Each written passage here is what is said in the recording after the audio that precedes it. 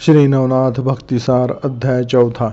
अनेक जगहों पर तीर्थ यात्रा करते हुए मच्छिंद्रनाथ घने जंगल में स्थित हिंगड़ा देवी के दर्शन करने हेतु पहुँचे, किंतु वहां घना अंधकार था। वहां पर अष्टभैरव हिंगड़ा देवी के द्वारपाल थे और वह अपनी जिम्मेदारी अच्छी तरह से निभा रहे थे। मच्छिंद्रनाथ को दर्शन हेतु आते देखकर अष्टभैरव ने मच्छिंद्रनाथ की कठोरता से पूछताछ की और मच्छिंद्रनाथ को दर्शन करने की मनाही की। यह देखकर मच्छिंद्रनाथ ने अष्टभैरवों को युद्ध के लिए ललकारा।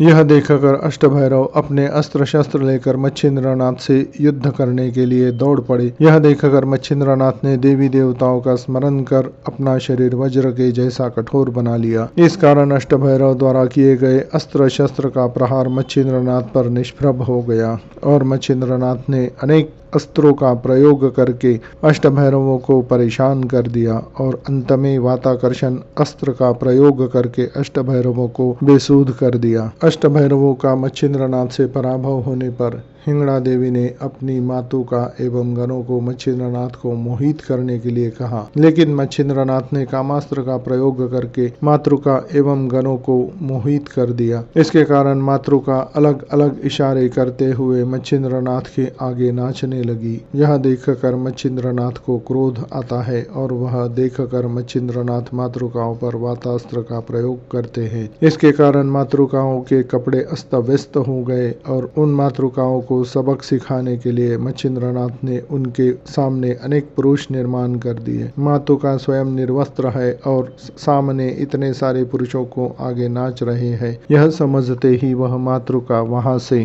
भाग गई। यह सारा प्रकार देखकर हिंगड़ा देवी मातृकाओं को बोली कि यह कोई साधारण योगी ना होकर महासिद्धि का दाता है, हम सब इसको शरण जाते हैं। इतने में मच्छिंद्रनाथ वहां आते हैं। उनको देखकर मातृका डर जाती है। हिंगड़ा देवी मातृकाओं को वस्त्र देती है और अपने दिव्य दृष्टि से यह योगी कौन है यह जान लेती है और यह मच्छिंद्रनाथ साक्षात कवि नारायण के अवतार है ऐसे बताती है और यह एक महान योगी है और हम सबका अहो भाग्य है जो इनके दर्शन हमें प्राप्त हुए हैं और हमारा भाग्य उदय हुआ है। फिर मच्छिंद्रनाथ हिंगड़ा देवी को अपने दिव्य दर्शन देने के लिए विनती करते हैं। तब देवी मच्छिंद्रनाथ को दिव्य दर्शन देती है और मच्छिंद्रनाथ हिंगड़ा देवी को दंडवत प्रणाम करते हैं। तब देवी मच्छिंद्रनाथ को बोलती है कि आप एक महान योगी हो और अब आप मेरे अष्टभैरवों को सावध कर दो, उनको होश में लाओ। मैं अष्टभैरवों की तरफ से आपसे माफी मांगती हूँ। यह सुनते ही मच्छिंद्रनाथ भैरवों को होश में लाते हैं। फिर देवी मच्छिंद्रनाथ को बोलती है कि आपका योग सामर्थ्य महान है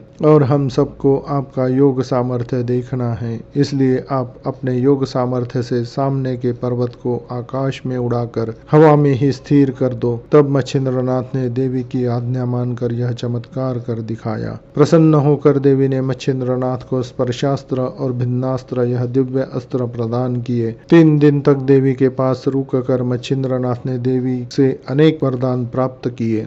इस अध्याय का पठन श्रवण करने से अनेक कठिनाइयों से आदमी छूटता है और शत्रु का पराभव होता है। अनेक कार्यों में यश प्राप्त होता है, मान प्राप्त होता है, ऐसा ग्रंथ में दिया है।